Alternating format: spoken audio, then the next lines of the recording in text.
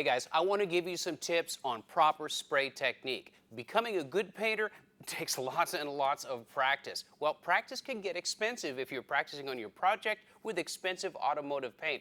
Let's face it, it costs a lot of money to buy these materials, so let's get good before we spend the money on materials. So here's some tips using a simple latex house paint you can get at any home center or hardware store for cheap, and the spray gun of your choice, along with a refrigerator box, a big cardboard box. I've got this inexpensive cardboard paper that I got, again, at a home center for very little money. So I'm going to show you some spray techniques that are designed to build your muscle memory and your spray technique, doing it safely and doing it very inexpensively. Now, I'm going to recommend some safety gear, some gloves, obviously some glasses, and this is a paint mask, but it's an expired paint mask. This is latex paint. There's no catalyst, there's no hardener, so it's safe to use with this type of safety equipment. But I want you to use the safety equipment because it's airborne, it can be put into the atmosphere, and you don't want it entering into your lungs or your eyes. So, here we go.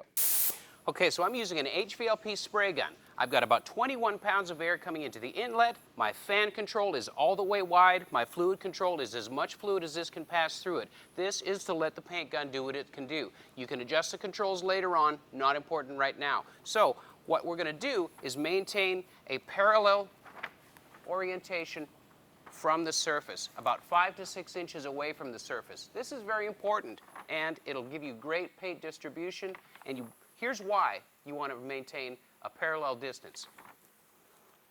If your technique is sloppy towards the bottom,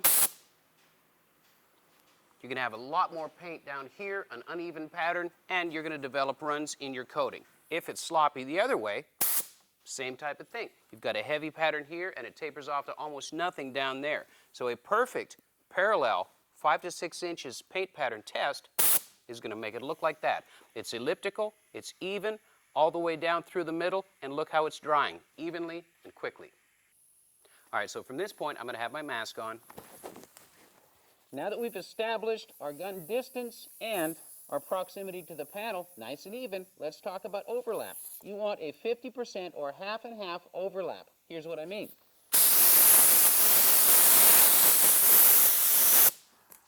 That builds your coating a half a pattern at a time to where a nice even envelope of paint goes down onto the panel. Notice another thing I did. I kept the air going because you've got air. When you squeeze the trigger past the air, paint comes out. But when I first triggered the gun, it's just air. I'm bleeding the paint in or feathering the paint in on my passes. This is important to maintain proper air pressure. So, 50% overlap.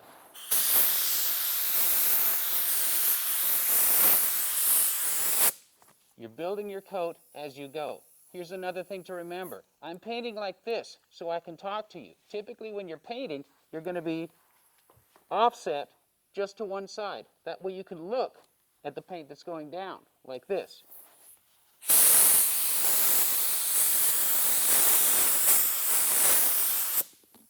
When you're dealing with the shiny paint, you'll be able to see the reflection as it's laying down onto the panel, and as you're looking at it, you can gauge the amount of paint that you're putting on by the reflection. That's the reason to be off to one side. Now you know what good techniques look like. Now you know how to practice good technique. It's cheap, it's inexpensive, do it lots. Here's another thing to remember. I'm left-handed, so I spray with my left hand.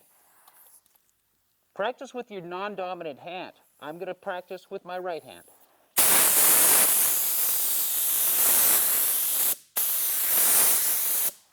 Even when I switch hands, I've painted thousands of cars. My technique suffers a little bit. My muscles have to be tuned in. That's important to you to realize that you can paint with both hands and you can train yourself to be ambidextrous in painting. It's going to come in handy, and it's going to teach you the importance of proper triggering, proper technique, and proper painting. That doesn't look too bad, but I can spot where my flaws are, and I can grow, and I can improve.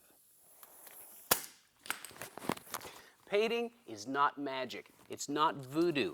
It's an acquired skill, and you can learn it, and I can show you how.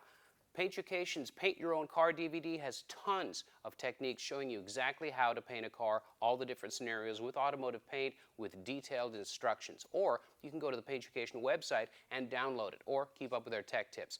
For now, I'm Kevin Tates. Thanks for watching. Paint on.